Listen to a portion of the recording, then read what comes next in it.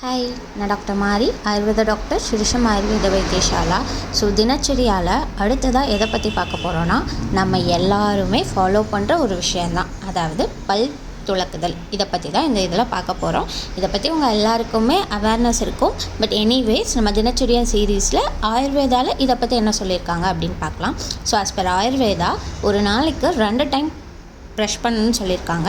அதோட அதுக்கு யூஸ் பண்ணுற மெட்டீரியல்ஸ் பற்றியும் சொல்லியிருக்காங்க. ஸோ அதுக்கு ஸ்டிக் யூஸ் பண்ணணும். அந்த ஸ்டிக்கோட டிப்பு வந்து ஒவ்வொருத்தவங்களோட லிட்டில் ஃபிங்கரோட சைஸில் இருக்கணும் அப்படின்னு சொல்லியிருக்காங்க. ஸோ அந்த ஸ்டிக்கோ இல்லை நம்ம பவுடர் யூஸ் பண்ணுறோம் அப்படின்னாலும் அதோட டேஸ்ட் வந்து காரமாகவோ இல்லை கசப்பாகவோ இல்லை கஷாயத்தன்மை உடையதாகவோ தான் இருக்கணும். மோஸ்ட்லி ஸ்வீட்டாக இருக்கக்கூடாது அப்படின்னு சொல்லியிருக்காங்க.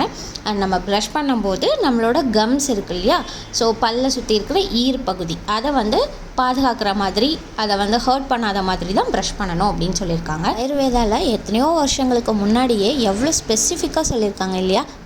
ஒவ்வொருத்தவங்களுக்கும் அந்த ஸ்டிக்கோட அளவு மாறுபடும். அந்த டேஸ்ட் வந்து எப்படி இருக்கணும் அப்படிங்கிறது it's very beautiful, right?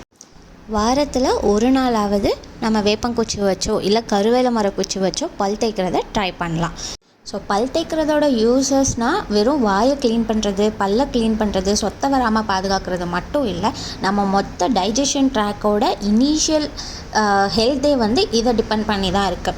So நம்மளோட டேஸ்ட் பட்டை வந்து இது பண்ணும், சலைவா செக்ரீஷன்ஸை வந்து ப்ராப்பராக இது பண்ணும். ஸோ அதன் மூலமாக டைஜஷனை வந்து ரெகுலேட் பண்ணி கொடுக்கும். ஸோ தட் நம்மளோட வாயில் தேவையில்லாத பேட் ஸ்மெல் வர்றது இதெல்லாமே வந்து அது வந்து ஸ்டாப் பண்ணுறதுக்கு ஹெல்ப் பண்ணும். அண்ட் லாஸ் ஆஃப் டேஸ்ட் இருக்கிறவங்களுக்கு அதை வந்து குறைக்கிறதுக்கு உதவும். ஸோ இதெல்லாம் ஃபாலோ பண்ணிக்கோங்க. தேங்க்யூ.